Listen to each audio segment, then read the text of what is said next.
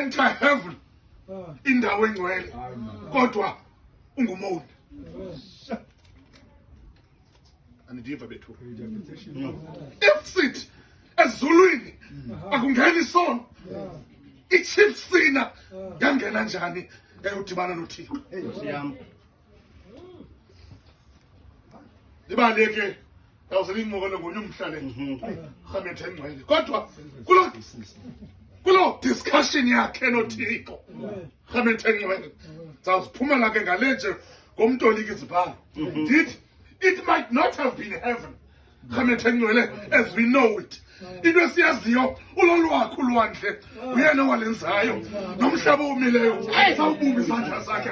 Anyway apho uThixo akhoyo iba lizulu. So they might have not met ezulwini kodwa kule ndawo uThixo akhoyo izulu liba lapha. So he went to God's presence. uThixo ke wakhayisa ngaye. Inintsi le nto ayithetha apho kodwa mandigqibe ngelithi le ncwadi le isummarizer into esithande siyithethe. Sisoloko siyithethe imihla nezolo. Uba why do the wicked flourish and the righteous perish? Kutheni nje abantu abakhohlakeleyo bephumelela? Khamethe engcwele bona abalungileyo besokola. Uthi uYobhi xa esummarize loo nto, uthi uYobhi uThixo uyaqhayisa ngathi. Uthi uYobhi uthi uThixo uyaqhayisa ngathi. Khamethe engcwele kwaye xa uThixo aqhayisa ngathi akadluli kuthi. Consult xa ezokhayisa ngawo. Khamethe engcwele yenzeka yonke into niyalazi ba ways to meet God. uYobhi unabahlobo abathathu bangabashumayeli. uElifazi namfo waseThimthatha, uBildadi namfo waseShuhita, noTsofari namfo waseNamathithi. Tshomi zakhe ezintathu. Khamethe engcwele kodwa le impendulo kaBildadi le ntetho yakho uYobhi zihlobo zenkosi ndiyayithanda le ncwadi.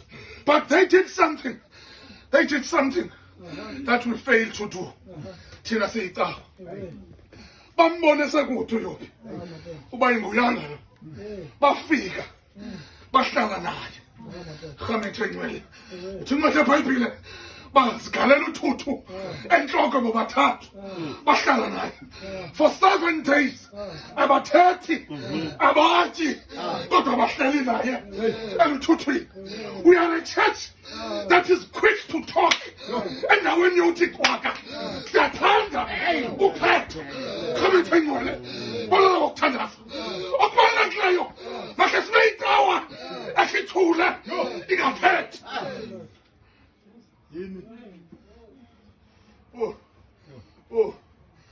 Uthi esinye isikolo uThixo kenza nga mistake yokwenza indlebe ezimbini nomlomo omnye.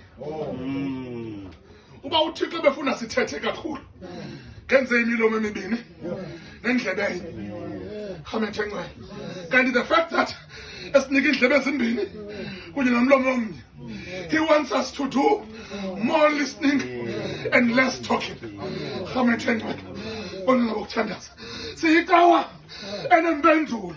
Siyayazi into yokuba xa singamboni uyagula uphethwe yile nale. Khamethe engcwele siyicawa enjalo. Siyicawa xa sikubona uhamba sihlabana ngewoka. Khamethe engcwele siyicawa naxa usoneka impahla sihlabe loo nto uba hey wasoyoneka le mpahla. Bona ngokuthandaza we talk more but less listening.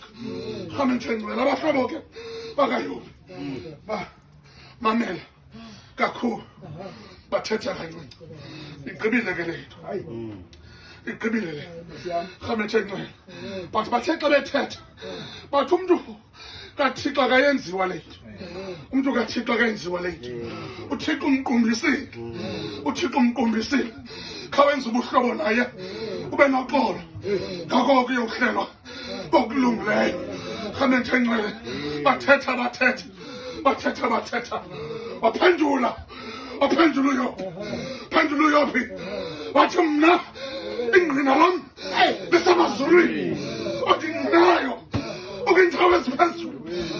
Khametha ngcwele play first simvuyaphi aphendula esithi kamna Diaz